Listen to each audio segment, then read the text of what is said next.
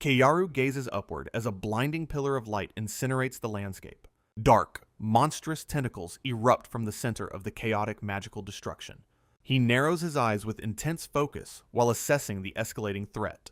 Standing amidst the rubble, Keyaru observes a mysterious figure lurking nearby. Gurren covers her nose in disgust, complaining about a foul, overwhelming stench. Flare and Setsuna watch in alarm, calling out to their companion urgently. Confusion and worry wash over the young girl's face as conditions worsen. Pointing toward a dark crevice, she suggests using the opening to escape. The group prepares for a tactical retreat to regroup and recover elsewhere. Setsuna screams for her brother, her voice filled with absolute panic. Refusing to run, Keyaru stands his ground with a resolute, dark expression. He declares he has finally reached this long-awaited point in his journey. Veins pop on his face as Keyaru shouts with unbridled rage and determination. A sinister voice acknowledges his name while dark energy begins to swirl. A massive, grinning opponent towers over the hero on the checkered battlefield. The enemy levels a gun at Keyaru, vowing not to let him escape.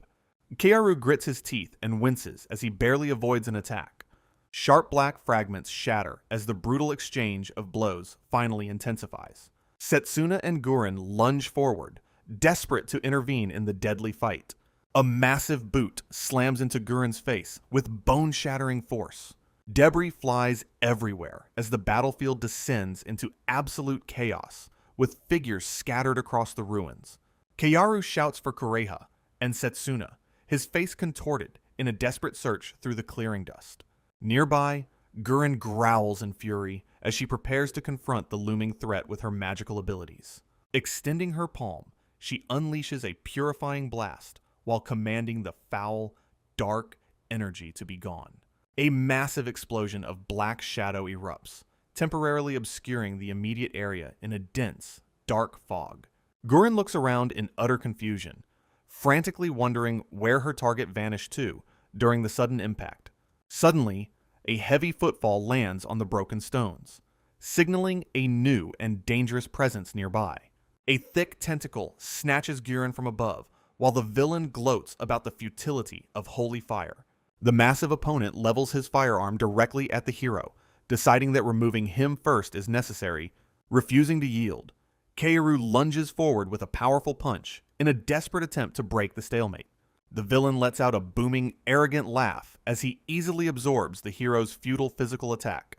With overwhelming strength, the giant pins Keyaru down, declaring that any form of resistance is completely useless. He maintains a firm grip on his weapon, ready to deliver a final, decisive blow to his captive. Keyaru is slammed into the ground by the self-proclaimed invincible warrior who dominates the entire struggle. A massive hand reaches down and violently grabs Keyaru's hair to force him into a submissive position. The villain lifts his victim's head high, relishing the sight of the hero's face twisted in agony. Gloating over his triumph, the enemy speaks of his twisted pleasure in watching others suffer through pain. He shows his true, depraved nature while savoring the raw emotion reflected in Keyaru's suffering eyes. The giant laughs maniacally, confessing that the prospect of owning his opponent makes his heart race uncontrollably. Finally, he presses his weapon against Keyaru's head, promising a painful transformation into an immortal slave. Bullet glares down with his three eyes, radiating a chilling and overwhelming aura of dark power. Focusing his intense gaze, the massive opponent prepares to unleash another devastating attack on the heroes. Suddenly, Freya intervenes by casting Infinite Ice Prison, a powerful level 7 spell that traps the giant. The icy structure completely encases the villain, granting the exhausted companions a brief moment of respite. Gurren grins with satisfaction, her confidence returning, now that their dangerous foe is finally immobilized. Freya offers a gentle smile while clarifying her identity during the high-stakes battle against the darkness. Nearby, the short-haired girl remains vigilant, watching for the perfect opening to strike with more magic. Relieved that her spell didn't accidentally hit Keyaru, Freya shares a thumbs up with her young companion. Keyaru looks over the debris to find Setsuna and Kureha standing amidst the shattered remains of the area. He checks on their condition, and they assure him they survived the collapse mostly unscathed. Freya urgently warns Keyaru that the ice prison is a temporary solution and won't hold forever. Deep cracks begin to spread across the frozen surface as Bullet starts to break through his prison. Panic erupts once more as the surrounding monsters regain their mobility and resume their relentless assault. Towering black tentacles burst from the earth, causing the group to cry out in renewed terror. Keyaru watches the unfolding disaster with a grim look, realizing the situation is becoming increasingly dire. While the giant struggles inside the ice, the entire chamber begins to crumble under the intense pressure. Massive boulders rain down from the ceiling, threatening to crush everyone trapped within the unstable ruins. Far in the distance, a mysterious stone structure entwined with dark vines stands against a misty backdrop. Kureha points toward the strange fortress, suggesting it might provide them with a much-needed safe haven. The battered group gathers on the open plains, nursing their wounds while reflecting on their narrow escape. Kureha reveals they hid the aircraft nearby to ensure a swift return once their mission concludes safely. Setsuna reacts with mild surprise as Prince Castor humbly offers his sincere gratitude for their timely assistance. Castor solemnly reflects on the irony that those who started the conflict are now being rescued. With a bright smile, Setsuna suggests they quickly head back to gather more reinforcements for the prince. Prince Castor offers a knowing smirk and agrees to the plan without hesitation, clearly relieved by their support. Setsuna beams with kindness as she acknowledges the prince's gratitude before they begin their long journey. Looking skeptical, Castor questions the flying machine's capabilities while the rest of the group prepares for takeoff. Tucked away in a dark cave, Keyaru sits in isolation while brooding over his refusal to use magic. Sweating and filled with internal doubt, Keyaru desperately wonders where his carefully laid plans went horribly wrong. Memories of past victories against powerful lords flood his mind, reminding him of when everything favored his cause. He recalls Bullet's insane resolve to sacrifice his own flesh to gain a lethal advantage over the hero. Frustration boils over as Keyaru grits his teeth, unable to accept the crushing weight of his current failure. Unleashing a roar of pure agony, he punches the cavern floor until the surrounding rocks shatter into pieces. Back at the base, the companions look on with growing unease as they sense their leader's mental distress. Freya's expression softens with deep concern as she quietly whispers Keyaru's name to the empty cold air. Gritting his teeth once more, Keyaru curses his fate while his vision blurs from the intense mental strain. He clutches his head and screams into the void, completely overwhelmed by the crushing pressure of his mistakes. Far away, Bullet sits triumphantly upon his throne, confidently predicting their inevitable reunion on the dark battlefield. With a sinister grin, the villain vows that Keyaru will eventually belong to him in the coming struggle. The scene shifts to a formal meeting room within the grand walls of Jural Castle for a briefing. Setsuna calls the meeting to order, ready to discuss their next move against the approaching enemy. Prince Castor immediately interrupts to ask about the whereabouts of their missing companions, Kureha and Keyaru. Addressing his concern, Setsuna clarifies that Kureha is currently away handling other urgent matters. Meanwhile, Freya's expression turns somber as she hesitates to speak about their leader's current mental state, revealing that Keyaru has been locked in his room for 3 agonizing days, worrying everyone deeply. Pondering the situation, the prince decides they must proceed with the strategy session regardless of the absences, proposing that they finalize the immediate plans themselves and let Keyaru approve them once he recovers. Suddenly, a sharp sound at the large meeting room doors draws Setsuna's attention away from the table. Kureha strides into the hall with a small familiar perched, confidently on her armored shoulder. As she delivers vital intel regarding the Jural soldiers who have yet to be converted into monsters, Setsuna feels relieved that the worst-case scenario can still be avoided if they act quickly enough. Sensing a deeper mystery, Castor asks for clarification on what this ultimate disaster would actually entail. They envision Bullet using hidden immortal spies to spark a bloody insurgency from within the kingdom's walls. Following this explanation, Setsuna asks the prince for permission to inspect his body for potential infection. Without a moment of hesitation, the prince agrees to the examination to prove his loyalty and health. noting that the infected often remain unaware of their condition until they transform into gruesome beasts. To the shock of the women present, Castor abruptly begins to strip right in the meeting room, while the girls blush and hide their eyes, frantically telling him such a display is entirely unnecessary. Kureha remains stoic, while Goran's fox form stands ready to assist in the sensory inspection. Multiple familiars swarm the prince and sniff him thoroughly to detect any trace of the enemy's corruption. Goran continues her intense sniffing, focusing on the prince to detect any hidden traces of magical corruption. Her sharp eyes widen as she reaches a definitive conclusion about his current spiritual and physical state. Setsuna declares the prince safe, while Goran bluntly notes he simply smells like a normal human. Goran puffs out her chest proudly, explaining her divine origin from the holy bird Caladrius's egg. Embarrassed, Prince Castor sheepishly checks his own scent as the awkward tension finally begins to lift. Setsuna regains her composure and calls everyone back to their seats to begin the formal strategy meeting. The group gathers around the massive table to coordinate their next move against the growing threat. She insists they must warn other nations that Bullet has completely seized control of the Gransbach Empire.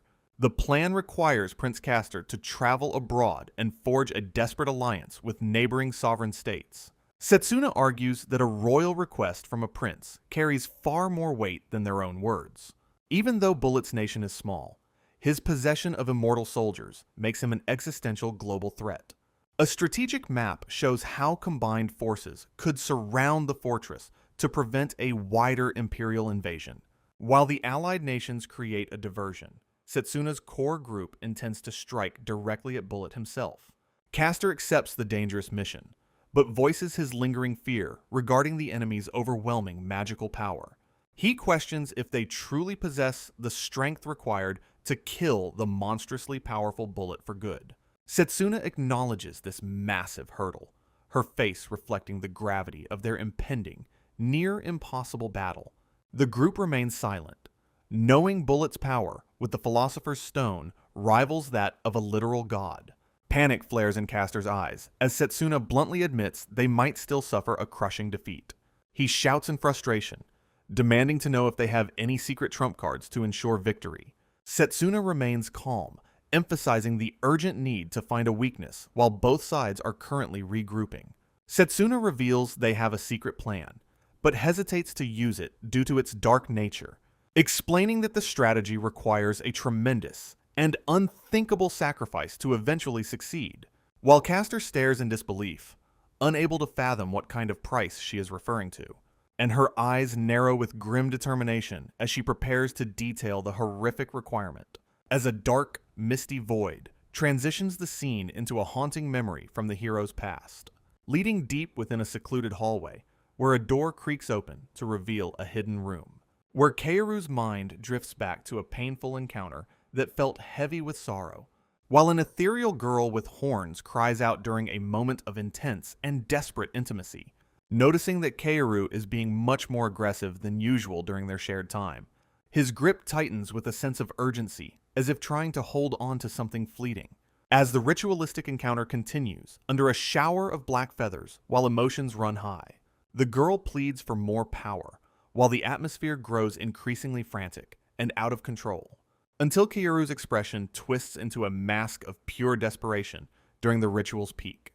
While a single word echoes through his mind as the intensity of the memory becomes overwhelming, a tear rolls down her cheek while she faces her inevitable and tragic fate, until the vision turns violent as the girl is pierced through the heart with a dagger.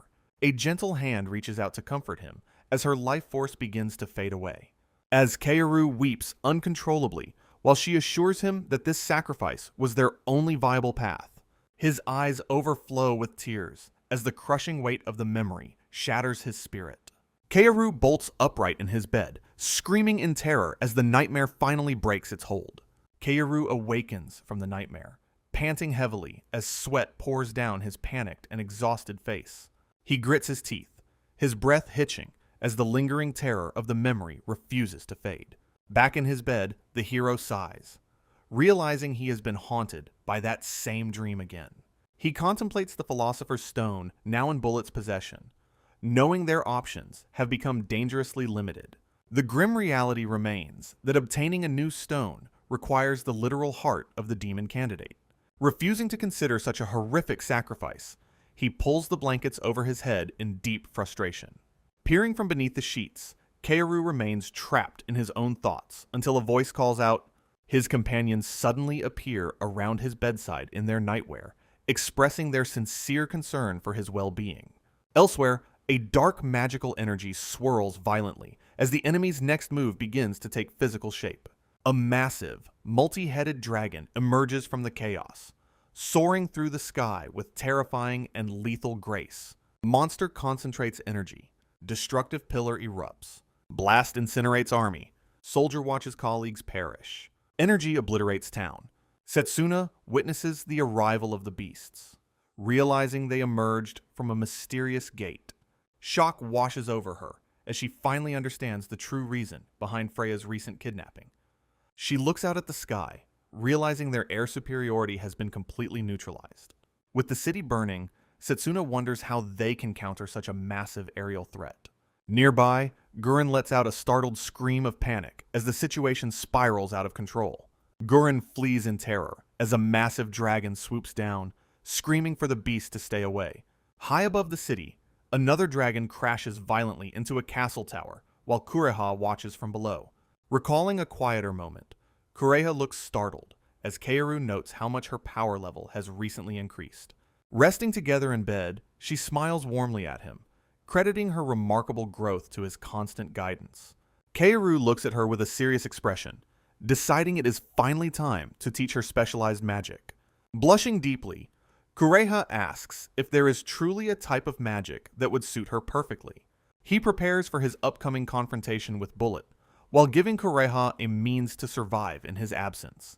Despite his confidence, she remains skeptical of her own abilities, doubting she can ever master the arcane arts.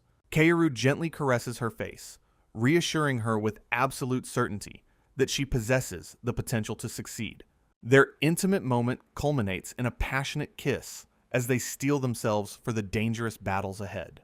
Returning to the present chaos, Kureha sprints across the rooftops as the complex layers of their strategy unfold.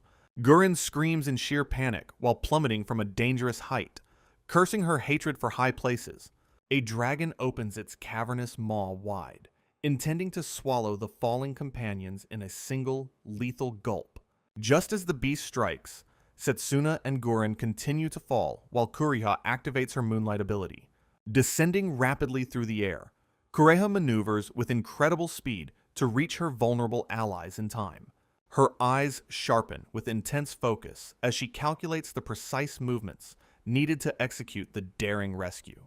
With a sudden burst of power, she kicks off the air itself to propel her body forward. Defying gravity, Kureha runs through the sky and successfully catches the falling girls before they hit the ground. She lands gracefully amidst the ruins, safely shielding Setsuna and Gurren from the impact of the long fall. Setsuna offers a relieved thank you to her savior, while the exhausted Gurren collapses face first onto the floor. Kureha promises to handle the situation using her Wand-Wall magic to ensure her allies' safety. Massive dragons swarm the dark sky while she prepares to face the aerial threat alone. Gurren sighs in relief as the group survives, despite the smoldering ruins of the castle tower. A close-up of a startled eye captures the moment a new presence is suddenly detected nearby. Gurren is thrown through the air as the stone walls around her crumble into massive fragments. The battlefield is left in ruins as a thick cloud of dust settles over the wreckage. Kureha stares in utter disbelief at the figure emerging from the smoke, her voice failing her. The terrifying whip hero makes her grand entrance, brandishing a deadly weapon with a sinister smile. Using her newly mastered magic, Kureha creates invisible wind platforms to sprint through the open air. She focuses her mind on Keyaru's teachings to execute a perfectly timed Godspeed sword draw technique. A dragon roars in fury as the warrior closes in with a powerful and decisive strike. With a single vertical motion, she cleaves through the dragon's skull with overwhelming magical power. Radiant energy erupts as Kureha finishes the beast from deep within its own massive maw. Coated in the monster's blood, she stands firm and assures everyone there is nothing to fear. Setsuna and Guren cry out in triumph, cheering for their companion's incredible feat of strength. Wounded and panting, Kureha yells to those below to provide an immediate update on the situation. The warrior is buffeted by intense gale winds as the environment continues to change around her. She winces in pain, her face covered in grime and sweat after the grueling aerial battle. Chaos erupts on the ground as monsters slaughter the retreating soldiers who can no longer hold. Setsuna and Guren scream in absolute horror as reports confirm the front lines are being completely overrun. Kureha shouts that they must neutralize the aerial threat and complete the seal immediately. Explosions rock the city as buildings crumble into ruins. Her eyes widen in shock as a shadow appears. The notorious whip hero emerges, brandishing her weapon with a cruel smile. Setsuna and Guren watch in disbelief at the sudden and terrifying intervention. Wiping sweat away, Kureha wonders why her former ally would return despite being spared. Guren screams a desperate warning. Kureha readies her blade. Flames erupt from a maw. Kureha charges through fire. The beast lunges forward. Dark energy crackles wildly. Setsuna yells her name. The dragon dominates the sky. Moonlight energy gathers now. She executes a strike. Blinding light fills the air. The creature roars loudly. Blade cleaves through bone. Blood scatters as it falls. Setsuna and Guren breathe a sigh of relief, deeply impressed by Kureha's overwhelming martial skill. After wiping sweat from her brow, Kureha steels her resolve for the remaining airborne combatants. While 4 lethal dragons still circle above the burning city, demanding immediate attention, she prepares for another assault, determined to finish the battle as fast as possible. However, her body falters as a sharp realization hits her mid-action.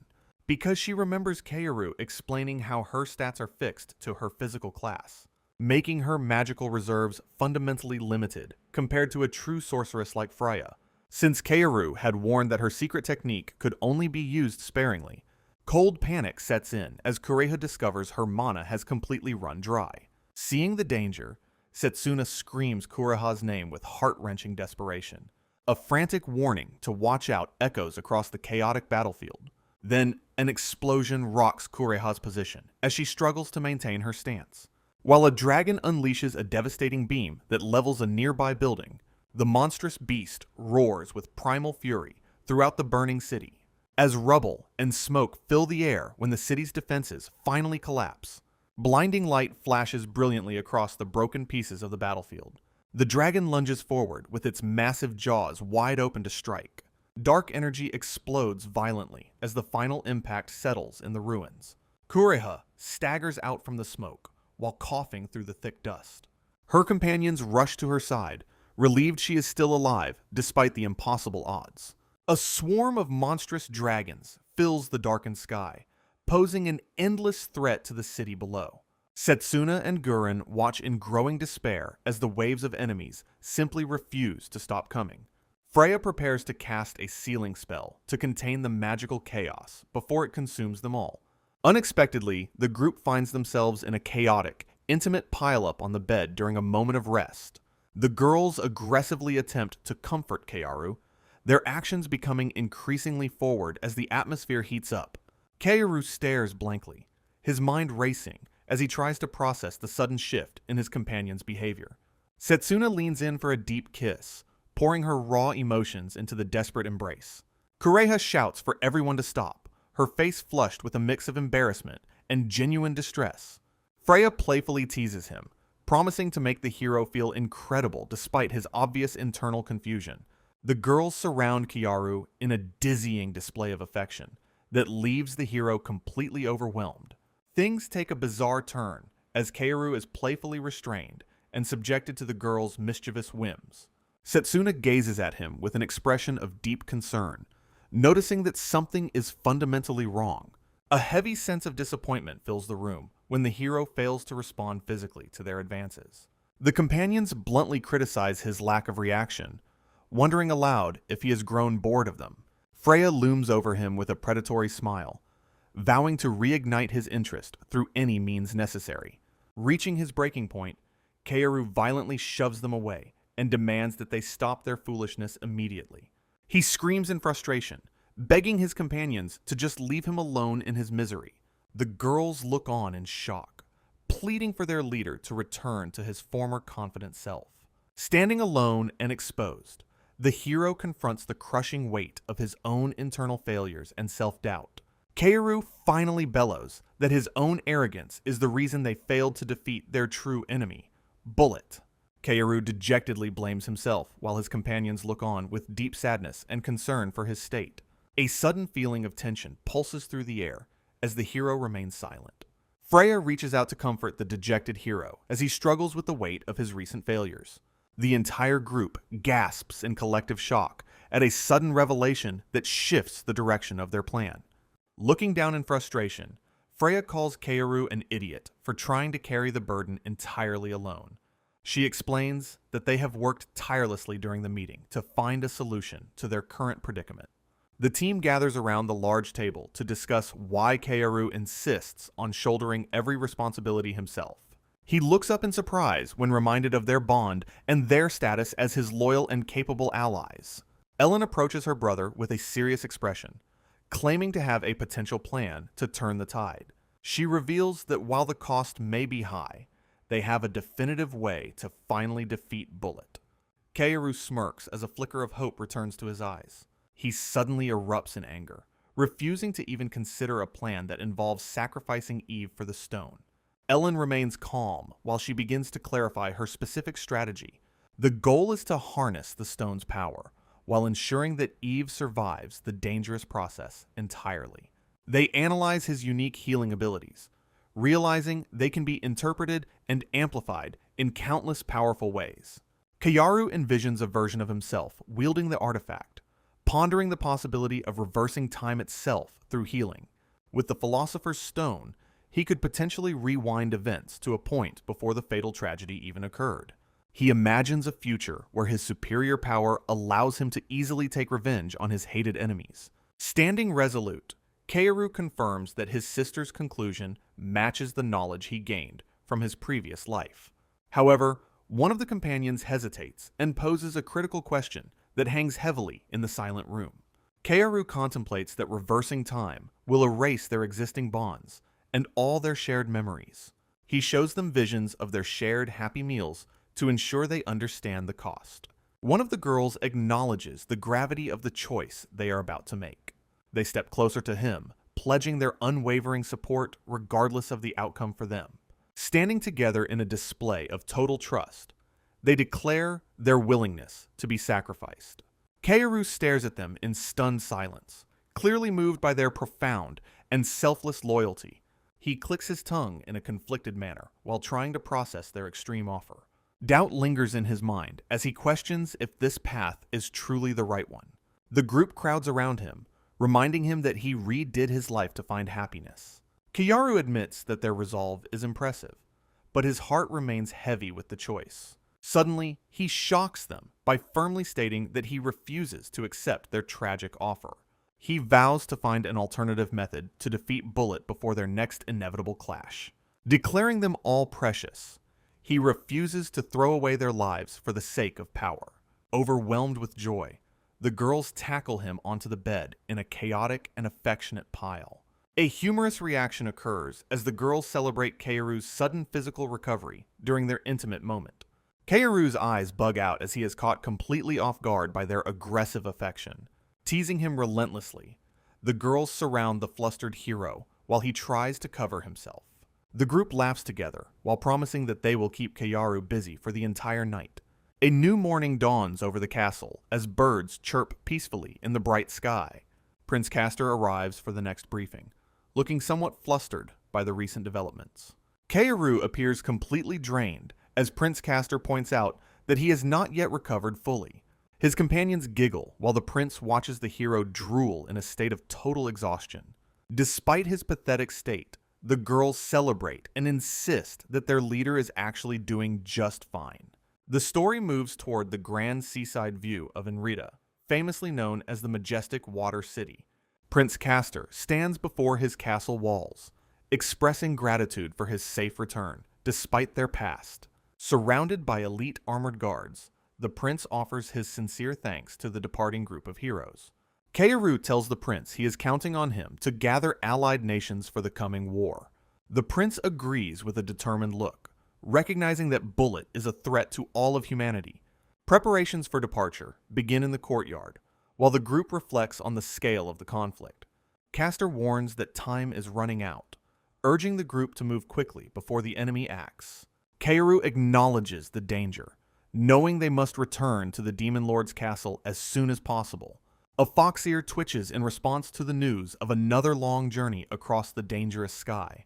Gurren screams in absolute terror, begging not to be subjected to the horrors of flying once again. Perched on Keyaru's head, the fox remains grumpy while the hero prepares for the inevitable flight. Freya notes that Kureha and Ellen are staying behind to perform vital tasks for the Gyoril Kingdom. The companions focus on their current path, realizing that everyone's presence is required for the next step. Gurren wails in agony as the aircraft suddenly lurches forward and ascends into the high atmosphere. Intense shaking and magical energy surround the vessel while it speeds through the vast, open sky. Freya enthusiastically grips her staff, while the others deal with the chaos of the high-speed transit. Keyaru maintains a stoic and focused expression while mentally preparing for the challenges that lie ahead. His companions gather around his bedside, checking on him while Keyaru responds with a faint, weary smile, while the flying vessel soars across the vast snowy peaks as Keyaru vows to find true happiness. He recognizes the absolute necessity of defeating Bullet to protect the life he has built for himself. Ellen reiterates that although the sacrifice would be massive, it guarantees their victory against the formidable opponent. But Keyaru refuses to accept that dark path, insisting that another way must surely exist for them. He begins to formulate a new strategy based on his memories, hoping his hunch is correct this time, declaring they must reach the Demon Lord's castle immediately to verify his plan and prepare for battle.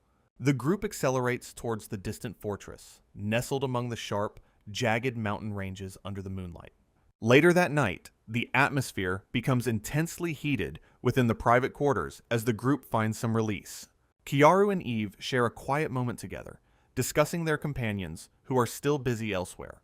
As they lean into a tender kiss, the two find a temporary solace in each other's embrace. Eve listens intently as Keyaru explains the deeper intricacies of his plan and the risks involved. She understands that her own power is the only thing capable of rivaling Bullet's godlike magical abilities. Questioning if his presence at her side was primarily motivated by the strategic need for her power, Keyaru denies her accusation with a somber tone, indicating there is more to his feelings than mere tactics. He reaffirms his commitment to finding a victory that doesn't involve sacrificing her heart for the stone. Eve explains that the Philosopher's Stone possesses cosmic energy far beyond anything else in the entire world. With a grave expression, the hero acknowledges the impossible scale of the magical artifact they are facing, proposing that they must seek a solution residing completely outside the boundaries of established human knowledge, pointing towards the legendary and divine bird Caladrius as the potential key to their ultimate survival. Keyaru recalls Gurren's hidden ability to exercise the foul power of immortality from their enemies. He explains that the divine bird, Caladrius, likely shares a similar power to resolve the crisis. However, summoning such a creature would undoubtedly place a massive physical and mental strain on Eve. Eve looks weary, recognizing this as their only hope to win without losing another ally forever. Keyaru speaks her name softly as she prepares herself for the immense duty that lies ahead. She vows to fight for a peaceful future where they can all live together without fear. With a resolute gaze, the hero formally asks Eve to summon the legendary divine bird now. Eve leans in and gives Keyaru a sudden, gentle kiss to express her deep affection. She smiles, noting how surprisingly kind Keyaru is to worry so much about everyone else. Confidently, the girl believes she can manage the summoning if the duration remains brief and controlled. Placing a hand over her heart, she prepares to tap into her innermost magical reserves. She looks directly at him, offering her power and body to be used for their cause. Keyaru watches her with a complex expression, feeling the weight of the responsibility he carries. He places a firm and supportive hand on her shoulder to reassure her in this moment. Eve lies back, her gaze fixed on her partner as their emotional connection deepens further. Their faces draw close together, sharing a moment of quiet intimacy before the storm begins. Keyaru embraces her tightly, vowing to protect her no matter what happens in the coming fight. He promises to find a way through this darkness without letting her suffer any permanent harm. The scene fades into a dark blur as the night deepens over the quiet fortress. Dark clouds and ominous lightning swirl around the castle, signaling the beginning of the end. The following day, Eve prepares to perform a powerful summoning ritual within the Demon Lord Castle's inner garden. Radiant magical energy swirls around Eve as Keyaru and the rest of the group watch with bated breath. Focused on the task at hand, Eve calls out to Keyaru before initiating the final stage of summoning. She warns the hero that she cannot maintain this intense level of magical output for very much longer. Keyaru offers a sincere thanks to Eve as the ritual continues to escalate in power and visual scale. Stretching her hands wide, the demon girl prepares to call forth the legendary being from the celestial realm. A brilliant pillar of light descends from the heavens as Eve finally summons the divine bird known as Caladrius.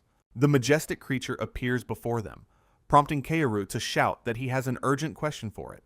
Caladrius gazes down at the group, warmly greeting the demon girl and noting the significant time that passed. Gurren reacts with confusion as the ancient bird seems to recognize her, despite their lack of previous interaction. Keyaru reflects on the egg that eventually hatched into Gurren, originally expecting a much more vicious, mythical beast. Bristling with annoyance, the fox girl demands to know how this ancient creature could possibly know her identity. With a deadpan expression, Keyaru reveals the shocking truth that the divine bird is actually Gurren's biological grandmother. Gurren's jaw drops in utter disbelief as she lets out a loud, panicked cry at this unexpected family revelation. She continues to scream that she isn't a bird, and explicitly mentions her debilitating fear of high places. The ancient creature sighs at the outburst, noting that her descendant clearly needs to be taught proper manners. Looking down at the small humans, Caladrius asks what specific knowledge or favor they seek from her today. Keyaru steps forward with a confident smirk, ready to address the divine bird directly about their main objective. He looks the celestial beast in the eye and asks for detailed information regarding the mysterious immortality power, explaining that since Gurren shares its blood, she possesses the unique capability to exercise that foul, undying energy. Caladrius bluntly denies possessing the specific knowledge Keyaru initially requested regarding the mysterious and foul immortality power. Accepting this refusal, the hero decides to shift his line of questioning towards a more practical combat solution. Keyaru demands to know a definitive method to permanently kill an opponent who possesses seemingly undying magical abilities. The divine bird suggests that simply borrowing its own celestial power or Gurren's strength should suffice for them. However, the hero remains dissatisfied, arguing that such limited assistance will not be enough to win the war. He reflects on the terrifying scale of the immortal army that threatens to eventually consume all living beings. Keyaru then challenges the celestial beast, questioning if their current plight will eventually cause significant problems for it. Caladrius remains momentarily silent, staring down at the small human who dares to speak so boldly to it. The hero explains that immortality violates the fundamental rules of this world, originating from a dark, external reality. He points out that both gods and divine beasts, like Caladrius, also belong to this mysterious other side. Revealing a hidden truth, Keyaru claims that these outsider existences share one crucial and highly exploitable physical vulnerability. Both entities are forced to consume the world's life force, to exert their massive, reality-bending powers locally. This energy drain is particularly evident in the contract where the bird siphons life from Eve during summoning. Turning his gaze back to the creature, Keyaru desperately pleads for the legendary bird to share its wisdom. He insists that an outsider should inherently understand the mechanics of dealing with someone else from the beyond. The hero shouts, asking for a way to defeat the undying soldiers using their own mortal human strength. Caladrius lets out a low, ominous chuckle as it reassesses the bold young man standing defiantly before it. The bird bursts into loud, cackling laughter, surprised that a mere human managed to notice its hidden nature.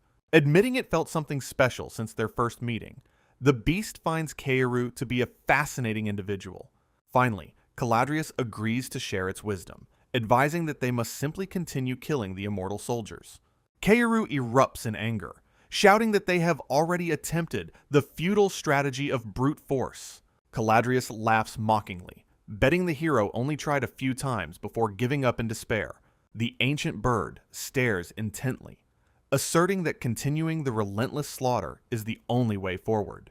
It explains that the immortality power actually consumes the victim's soul to fuel their superhuman regeneration. Keyaru realizes his theory was correct. Constant regeneration eventually leaves nothing of the soul to consume. The monsters seem inexhaustible because they burn through their very life force instead of standard magic. He notes that such a self-destructive method is normally impossible for any ordinary human to sustain. Caladrius presents a simpler solution, suggesting that the group needs to magically seal the immortal soldiers. Surprised by this new prospect, Keyaru questions the feasibility of using a seal against such foes. Eve listens as the bird explains that the immortality power fundamentally belongs to an outside world. Engraving a specific seal would prevent these unnatural existences from remaining within the physical world's boundaries. The group stands bathed in a radiant light as the divine bird prepares a final gift. Keyaru and his allies watch with grim determination, processing the weight of this newly revealed knowledge. Focusing his mind, the hero prepares for the final stage of their divine audience in the garden. He stands ready to receive the power necessary to end the immortal army's reign of terror. A complex and powerful magical seal begins to take form, glowing with intense, otherworldly energy. Caladrius offers this wisdom as a reward for the hero's perseverance in reaching this distant point. However, the majestic bird delivers a chilling warning to the young man regarding his future inquiries. It ominously suggests that certain dark truths are far better left, buried, and forgotten by mortal men. The beast warns him against digging any deeper into the secrets that lie beyond his current understanding. The bright light of the summoning ritual fades as the companions shout in alarm for the bird. Keyaru looks on in total shock as the immense pressure of the magical atmosphere suddenly shifts. Panicked, the group rushes toward the center of the garden, where Eve lies motionless on the stone. Kneeling beside her, Keyaru frantically asks if she is all right after the taxing divine ritual ended. Eve smiles weakly through her exhaustion, relieved that they finally secured a path to total victory. Softly, Keyaru expresses his profound gratitude, acknowledging that her immense sacrifice provided their only hope for survival. Looking peaceful despite her weariness, Eve accepts his thanks as the high-stakes tension finally begins to dissipate. The hero commands everyone to assist in carrying the drained demon candidate back to her private quarters. He calls out for Eve to follow, while the sounds of coughing echo through the quiet castle grounds. Gazing at the glowing mark left behind, Keyaru reflects on the sliver of hope the seal provides. Resolving to spread this knowledge, he plans to teach the exorcism seal to his allies and neighboring nations. A dark determination flickers in his eyes as he prepares for the ultimate counteroffensive against the immortals. Yet, an unsettling feeling of doubt begins to cloud his mind as he considers the coming costs. Looking out at the ominous, swirling sky, he wonders about the true meaning of the bird's final warning. Meanwhile, brutal combat continues elsewhere as soldiers are ruthlessly cut down by the relentless and undying enemy. Fires consume the landscape, while a desperate order for a general retreat is issued amidst the mounting losses. Setsuna asks her brother if he is truly certain about the dangerous path they have chosen to walk. Standing silently by the window, the hero gazes at the distant horizon, lost in his own complex thoughts. He tightens his grip on the stone ledge until his knuckles turn white with a mix of fury. Keyaru quietly confirms his decision, his face half hidden in the shadows as the final battle draws near. Keyaru stares solemnly out the window. Realizing there is no other path forward for him, he gazes at the distant horizon, acknowledging that this difficult choice remains his only remaining option. Flashing back to 1 month ago, a blacksmith hammers away at glowing hot metal in the forge. The rhythmic clanging of hammers fills the busy workshop, while skilled craftsmen prepare a new arsenal. Several specialized daggers with intricate hilt designs lie ready for use in a protective wooden case. Keyaru remains silent as he inspects the weapons, his mind weighed down by the coming conflict. Gurren looks up with concern, asking her master if their current supply of weapons is truly insufficient. He confirms her fears while looking at the limited number of crates stored in the dim room. The group stands assembled, discussing their tactical needs while preparing for the next phase of the plan. Meanwhile, Bullet Erdogan continues to expand his dark influence across neighboring nations at a terrifying speed. Prince Castor coordinates the alliance, hoping their combined military might can finally halt the looming demonic invasion. Keyaru argues that sharing the secret of the seal with other nations poses too great a risk. Kureha suggests using the other nations as a defensive shield while they stockpile their primary holy weapons. He remains doubtful about the plan's success, fearing the high cost of such a cynical strategic move. Suddenly, Setsuna sprints toward her brother with a group of soldiers, trailing closely behind her in panic. She breathlessly hands a sealed envelope to Keyaru, signaling that an urgent message has just arrived. His brow furrows as he reads the contents, discovering a formal demand for their immediate total surrender. Keyaru rips the letter open to confirm the sender's identity, as the situation grows increasingly tense. Bullet Erdogan sits arrogantly upon his throne, declaring himself the new god of the global empire. Armed soldiers march forward while the villain asserts his absolute right to walk his chosen path. Keyaru stares out the window, brooding over the harsh reality that no other path remains open. Looking at the distant mountains, he admits that this desperate gamble is his only remaining option. Flashback to 1 month prior. A blacksmith's hammer strikes hot metal to forge new holy weapons. The forge hums with activity as master smiths work tirelessly to arm the resistance against Bullet. Row upon row of specialized daggers lie ready, their hilts inscribed with sacred, anti-immortal patterns. Keyaru inspects the finished blades in silence, the gravity of the coming war weighing on him. Gurren asks if their current stockpile is sufficient, her face reflecting the group's growing tactical anxiety. He confirms their shortage while staring at the few crates that hold their hopes for victory. Setsuna calls for her master's attention as the group assembles to discuss their dwindling resource situation. Meanwhile, the treacherous Bullet rapidly expands his dark influence across the borders of neighboring sovereign nations. Prince Castor leads the alliance efforts, while Freya looks on with a mixture of hope and fear. Keyaru firmly rejects the idea of sharing the sacred seal, fearing the risk of betrayal from outside. Kureha suggests a cynical strategy, using allied nations as a temporary shield to buy them preparation time.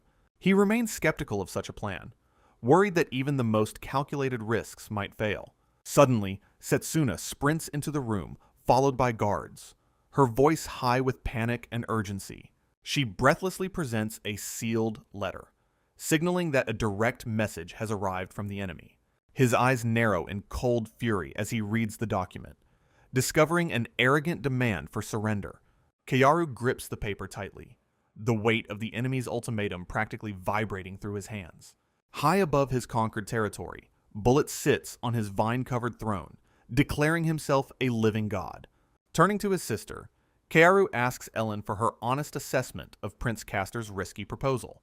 Ellen explains that completing their preparations will require at least 2 more months of hard work. Setsuna watches Keyaru quietly as he broods by the window, sensing his growing internal conflict. Clenching his fist against the ledge, Keyaru listens as Setsuna asks if he is truly certain. From his dark throne, Bullet demands that everyone bow down and swear their absolute loyalty. The villain's gaze sharpens as he explicitly demands that they hand over the healer hero, Keyaru. Shadows obscure the hero's eyes as he gives a soft, resigned confirmation to his companions. Turning away from the window, Keyaru shocks everyone by suggesting they officially surrender to the Empire. The grand silhouette of the Holy Empire of Gransbach stands tall against a cold, gray sky. Keyaru and his allies approach the throne room disguised in heavy, ornate hooded ceremonial robes. Bullet sneers in delight, mocking the hero's new appearance while savoring his apparent total victory. Chained and collared in a revealing gown, Keyaru stands humiliated before the arrogant Dark Emperor. Glancing upward with a smirk, Keyaru mocks the villain for his remarkably gaudy and terrible taste. He acknowledges his submissive position, inviting Bullet to do whatever he desires to his captive. High upon his seat of power, the Emperor addresses Keyaru while his guards stand in silence. Walking slowly toward his prize, Bullet questions why Keyaru thought he could sneak inside so easily. The villain reveals he already knows Keyaru's aim, while the hero remains stoic and unresponsive. Bullet vows to destroy any plans and completely dominate both Keyaru's body and his very heart. Anticipation fills the villain as he promises a long, grueling night of servitude and dark pleasure. Laughing maniacally, with sweat pouring down his face, the Mad King vows to spoil Keyaru rotten. A perfectly cooked steak is served on a decorative plate, signaling a sudden shift in tone. Keyaru sits before a lavish feast, as a hooded servant brings more supplies to the ornate table. He uses his silverware to slice into a thick, perfectly seasoned steak prepared by the palace chefs. While eating, the hero begins to reflect on the uncertain passage of time since his captivity began. Memories of the fateful day he met Bullet flash through his mind while he remains deeply guarded. He recalls being suddenly overwhelmed and violently knocked unconscious during their initial encounter at the fortress. Finally opening his eyes, Keyaru starts to process his new surroundings after losing consciousness in the struggle. He finds himself alone in a massive, luxurious bedroom adorned with expensive furniture and silken drapes. Bracing for an immediate and brutal confrontation, the hero waits for the Emperor to make his move. Heavy footsteps echo through the distant empty hallway as a mysterious figure moves away from his chamber. A sinister and triumphant smile plays across Bullet's lips as he revels in the success of his trap. The villain retreats down the ornate corridor, leaving his captive completely undisturbed for several long days. Although he expected immediate torture, Keyaru finds the current situation to be surprisingly calm and anticlimactic. He raises a glass of expensive wine, identifying the one major flaw in his current palace confinement. Taking a slow sip, the hero realizes he is completely blind to the events unfolding outside his room. The chamber serves as a perfect isolation cell, blocking all sounds and entry from the external world. Keyaru thoughtfully adjusts the heavy metal collar around his neck, while pondering his next strategic movement. A complex magical seal glows with intense energy on the floor, dampening any attempt to use magic. He acknowledges that the room's enchantments effectively prevent him from breaking his collar or utilizing his powers. Deprived of his abilities, he remains unable to escape or gather any intelligence regarding the ongoing war. Despite the total isolation, a confident smirk grows as he declares, "This obstacle is not a problem." Reflecting on his strategic departure, Keyaru recalls giving his allies final instructions should he fail to return. His companions watch him leave with heavy hearts, knowing their safety depends on his successful surrender to Bullet. Meanwhile, Keyaru remains focused on sabotaging the enemy's operations from within to ensure his grand plan proceeds smoothly. He vividly remembers the horrific torture Bullet inflicted upon him during his previous life's agonizing and dark timeline. Despite the current delay, Keyaru patiently bides his time, waiting for Bullet to lose himself to his depraved impulses. Finishing his meal, the hero wipes his mouth while reaffirming his vow to execute the perfect, bloody revenge. Suddenly, a sharp and rhythmic knocking at the heavy chamber doors signals the arrival of his dreaded captor. Keyaru narrows his eyes as the lock clicks, mentally preparing for whatever psychological games the Emperor has planned. Bullet strides into the room, flanked by two mysterious, hooded children, asking Keyaru if the food was satisfactory. Maintaining a cold and distant composure, the healer hero simply replies that the meal was not bad at all. The villainous Emperor smiles beneath his brimmed hat, expressing genuine satisfaction at his prisoner's surprisingly calm demeanor. Bullet dismissively instructs Keyaru to rest until his scheduled bath time later that evening, while looming over him. Then, he roughly grabs the midsection of one of the hooded attendants, ordering her to bring fresh clothes. The young girl blushes deeply, while Keyaru watches in silent disgust as she submissively agrees to the command. As the Emperor prepares to depart, Keyaru calls out to him, addressing his rival with a serious tone. Standing his ground, the hero demands to know the true nature of the games Bullet is currently playing. Keyaru notes that Bullet's uncharacteristic restraint is suspicious, now that he finally possesses his long-awaited prize. Letting out a low and ominous chuckle, Bullet mocks Keyaru's limited understanding of his true, twisted desires. He places a firm hand on his attendant's shoulder, declaring his triumph in finally capturing his elusive enemy. Bullet embraces the children with a terrifying grin, promising to provide them all with his special brand of care. Keyaru's gaze sharpens with lethal intent as he stares down his arrogant captor from across the room, sweat beads on his forehead while he struggles to maintain his composure against the overwhelming magical pressure. Bullet mockingly suggests that the hero must feel incredibly lonely without any of his loyal companions nearby. The sound of heavy iron shackles dragging against the stone floor echoes throughout the tense silence of the chamber. Shock and horror wash over Keyaru as a battered and bound Freya is led into the room by guards. Tears stream down her face while she desperately calls out his name through her muffled sobs of despair. Keyaru erupts in fury, demanding to know why Bullet is blatantly breaking their original agreement regarding his surrender. The villainous Emperor lets out a dark, booming laugh while complimenting Keyaru's sharp mind and tactical awareness. Bullet mocks the hero's futile efforts to find a weakness.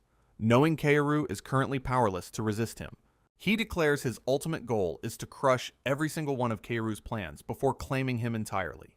Explaining his strategy, the Emperor insists on gathering every important asset from the hero's past to this location. He reflects on Freya's immense destructive capabilities, recognizing her potential as the legendary magic hero of the world.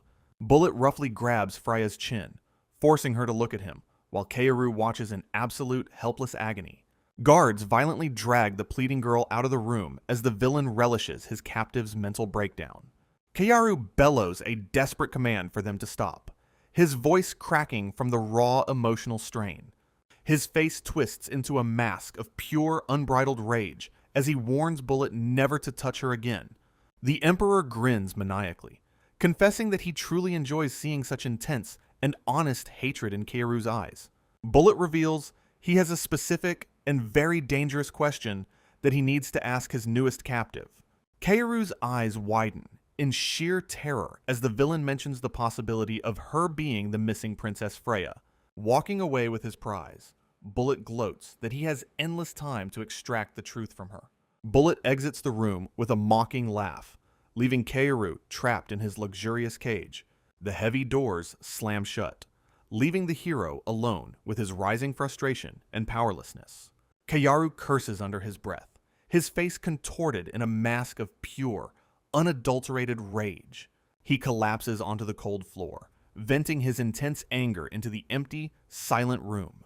Ominous vibrations rumble through the palace walls as the atmosphere grows increasingly thick with tension. A piercing, soul-shattering scream echoes down the distant, dimly lit corridors of the massive fortress. Startled by the sudden sound, Keyaru looks toward the door with growing dread and alarm. Shackled to a magical seal, he thrashes against his chains while shouting his companion's name. Taking a moment to breathe, the hero desperately tries to resist, falling into the enemy's psychological trap. He focuses on the extensive training Freya received, hoping her inner strength will see her through. Closing his eyes, Keyaru concentrates on calming his racing heart to regain his tactical focus. Meanwhile, the Emperor ponders the true identity of his newest captive, suspecting her royal origins. Despite being heavily shackled, the hero remains outwardly defiant as he analyzes the worsening situation.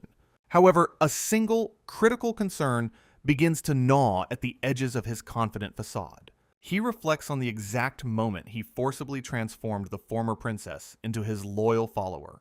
The hero worries that Bullet might use his immortality powers to plunder her most secret memories.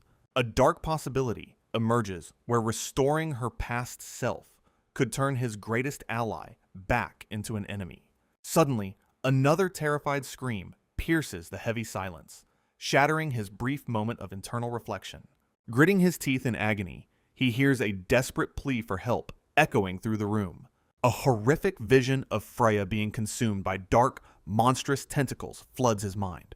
Keyaru bellows in frustration as the heavy silence of his isolation finally begins to take its toll. He realizes that being completely cut off from the outside world is crippling his ability to plan. Suddenly, a sharp and familiar clicking sound at the bedroom door interrupts his internal, brooding thoughts. A hooded servant enters the chamber, carrying a tray, and announcing that his bath is now ready. The hero watches the young attendant closely, sensing a strange and hostile energy radiating from the child. A flash of recognition crosses his mind as he identifies this specific servant from his previous life's memories. Keyaru remains seated on the bed, observing the stoic figure who refuses to make any direct eye contact.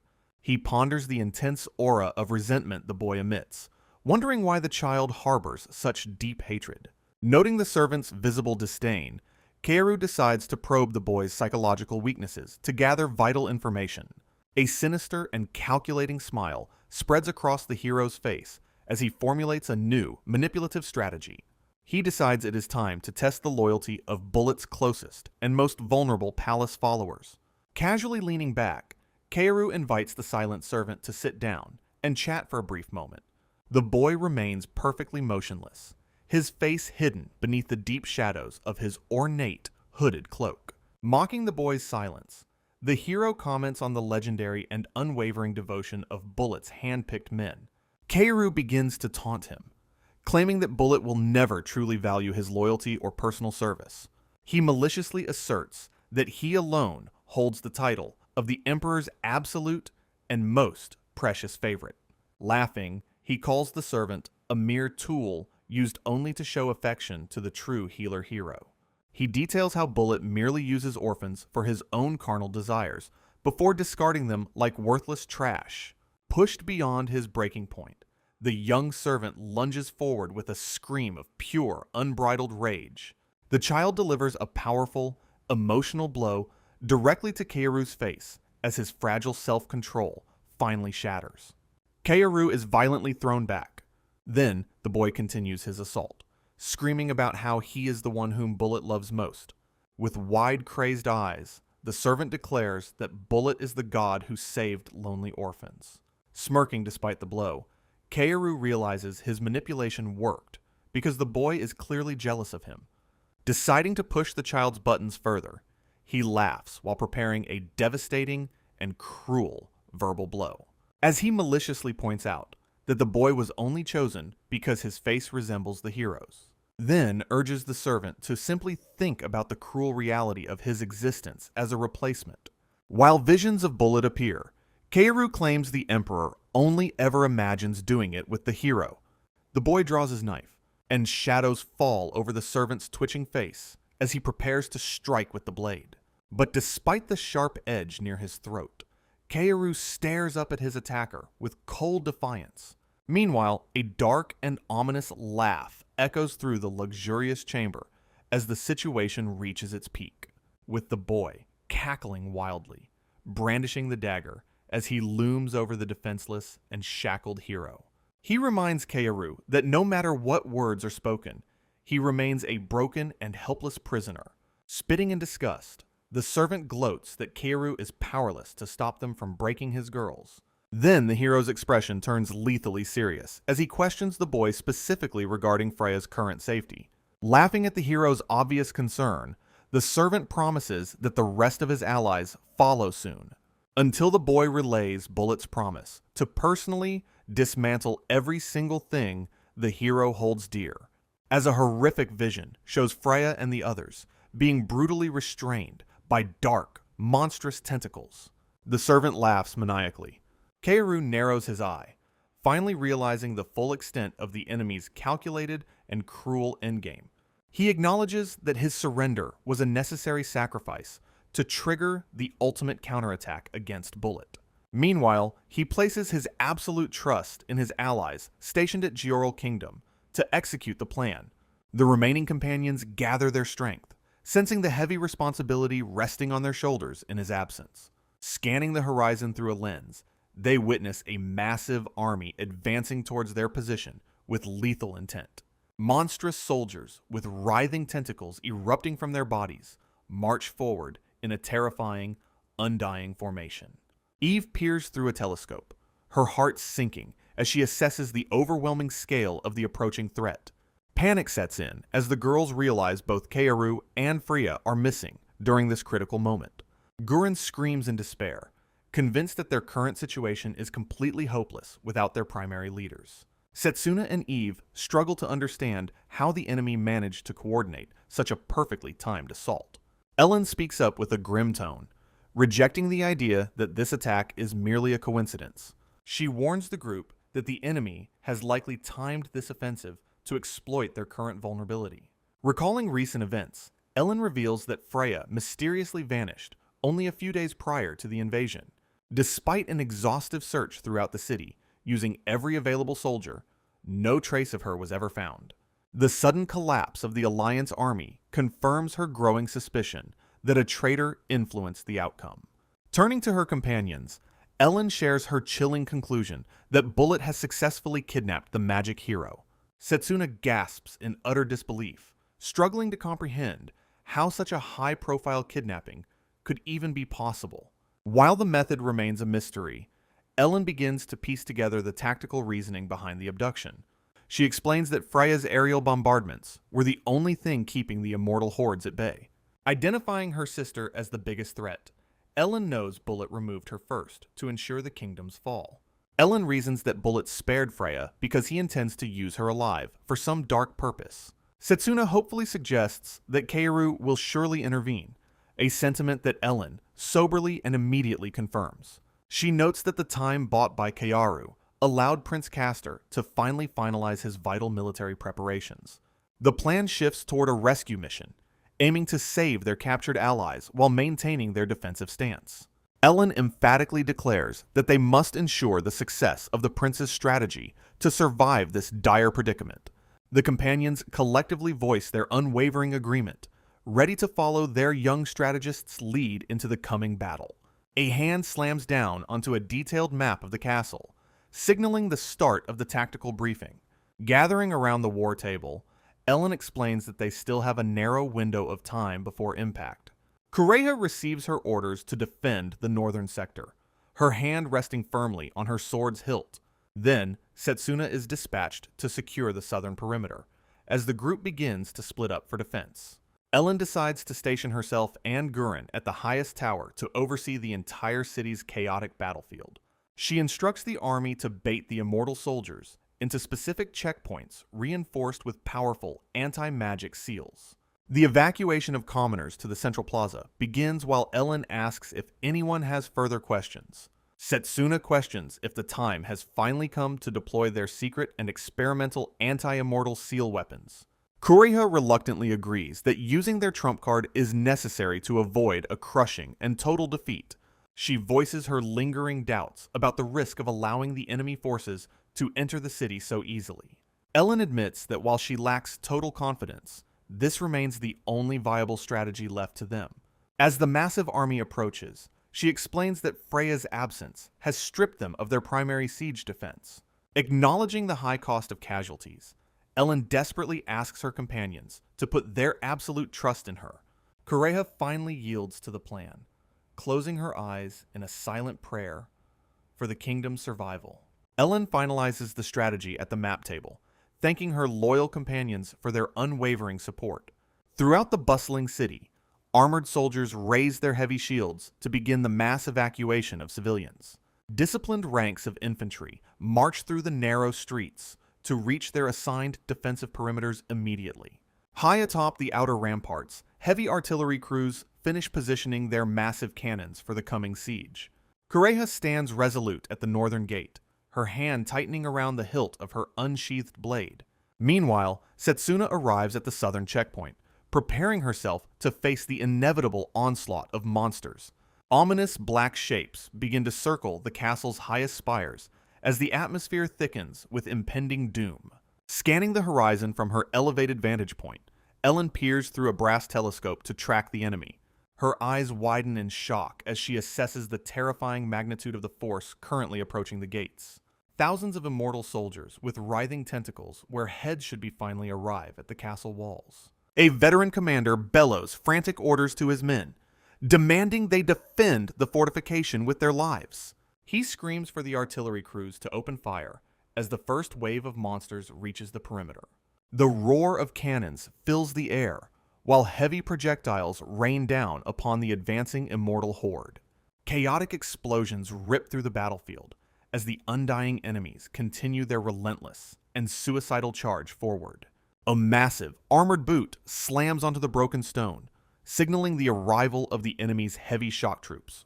Wreathed in dark, magical energy and smoke, the tentacled monstrosities begin to scale the sheer castle walls. The frantic commander berates his terrified soldiers, ordering them to silence their chatter and keep firing continuously. Dozens of skeletal and distorted hands reach for the top of the ramparts, while the defense line wavers. One particular monster lunges forward with incredible speed, slamming its weight against the primary defensive structure. Finally, deep and jagged cracks begin to spiderweb across the ancient stone masonry as the walls start failing. A massive explosion rocks the ramparts, sending stone fragments flying into the air. Then, tentacled immortal soldiers scramble over the wreckage, successfully breaching the castle walls. As Kureha stands in the center of the path, watching the horde approach with absolute calm, she lunges forward instantly, until the warrior begins her specialized technique, invoking the deadly power of the claret style. Next, light carves the air.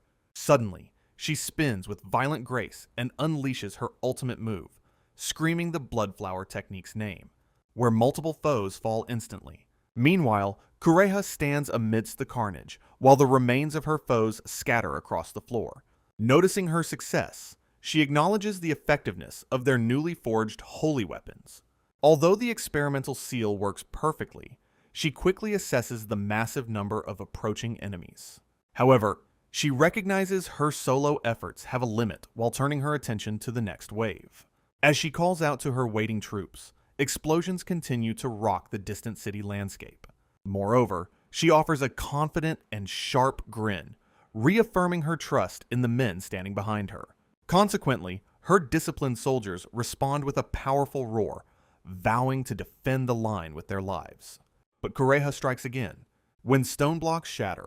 After moving like a blur, the warrior carves a path of destruction through the narrow city streets. While a monstrous enemy raises its heavy blade, it prepares to deliver a crushing blow to her. Finally, their blades collide. Setsuna dives headlong into the conflict, her movements fluid as she navigates the chaotic battlefield. She maneuvers through narrow streets, engaging multiple immortal soldiers in a high-stakes game of survival. Stopping briefly to assess her claws, the wolf girl prepares herself for the next monstrous wave. Standing resolute within the castle gates, she watches as the darkness closes in from all sides. She tightens her lethal grip, feeling the weight of the city's hope resting upon her shoulders. With fierce determination, Setsuna lunges forward to deliver a series of strikes against the encroaching horde. Far below the high tower, a lone warrior sprints across the plaza to execute her task. The scene shifts to the fortress spire, where tactical commanders monitor the intense defensive efforts. Ellen gazes down from the balcony, noting how the experimental seal weapons are effectively containing the threat. However, her expression darkens as she realizes that the tide of battle could shift at any moment. She observes the terrifying physical strength of the enemy, who easily overwhelm ordinary soldiers in direct combat. Staring across the burning landscape, the young strategist contemplates the horrific cost of failure for her kingdom. Suddenly, Eve calls out to her companion, interrupting the heavy silence with urgent news from the front. She reports that Kureha has successfully finished carving the primary magical seal into the city's cobblestones. Meanwhile, Eve questions if completing the markings will truly be enough to vanquish the seemingly unstoppable immortal army. Ellen provides a calm and resolute confirmation, stating that victory is certain if every step is followed. She looks toward Eve, reminding her that her role in the finalization of the plan is critical.